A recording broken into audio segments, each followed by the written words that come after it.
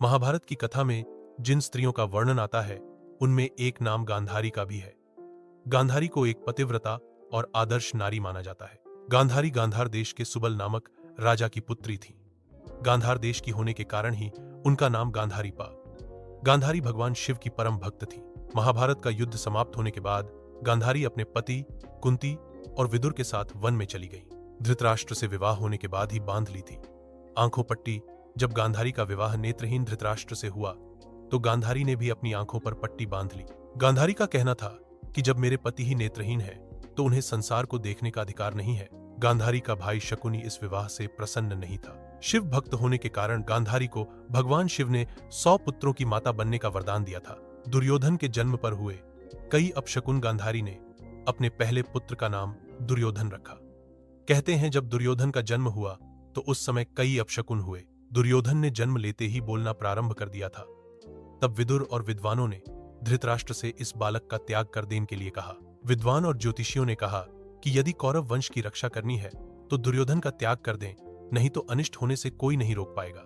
लेकिन पुत्र मोह में दुर्योधन का त्याग नहीं किया जा सका। गांधारी नहीं चाहती थी महाभारत का युद्ध। गांधारी महाभारत का युद्ध नहीं चाहती थी। महाभारत का युद्ध आरंभ होने से पहले जब भगवान श्री कृष्ण संधि के लिए शांतिदूत बनकर हस्तिनापुर गए तो उन्होंने दुर्योधन के सामने पांडवों को 5 गांव देने प्रस्ताव रखा, लेकिन दुर्योधन ने यह प्रस्ताव को ठुकरा दिया। जब यह बात गांधारी को मालूम हुई तो उन्होंने दुर्योधन को श्री कृष्ण के प्रस्ताव को स्वीकार करने के लिए कहा। गांधारी ने दुर्योधन से यह भी कहा कि भगवान श्री कृष्ण, भीष्म, द्रोणाचार्य और विदुर ने जो बातें तुमसे कही हैं उन्हें स्वीकार करने में ही तुम्हारा हित है।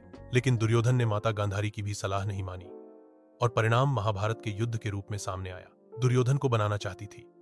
व्रज महाभारत के युद्ध में जब सभी कौरवों की मृत्यु हो गई तो दुर्योधन को गांधारी को व्रज बनाने का निर्णय लिया। गांधारी ने भगवान शिव से यह वरदान पाया था कि वह जिस किसी को भी अपने नेत्रों की पट्टी खोलकर नग्नावस्था में देखेगी तो उसका पूरा शरीर वज्र का हो जाएगा। गांधारी ने दुर्योधन से कहा कि वह गंगा में स्नान करने के बाद उनके सामने नग्न अवस्था में उपस्थित हो, लेकिन भगवान श्री कृष्ण ने इस बात को जान लिया और मार्ग में ही श्री कृष्ण ने दुर्योधन को रोक लिया और ये कहा कि इतने बहे होने के बाद भी मां के पास नग्न होकर जाओगे। दुर्योधन श्री कृष्ण की बातों में आ गया और जंघा पर पत्ते लपेट लिए और गांधारी के समक्ष उपस्थित हो गया। जब गांधारी ने अपने नेत्रों से पट्टी खोलकर उसे देखा तो उसकी दिव्य दृष्टि जंघा पर नहीं पा सकी, जिस कारण दुर्योधन की जंघाएं वज्र की नहीं हो सकी और अंत में यही दुर्योधन की मौत का कारण बना।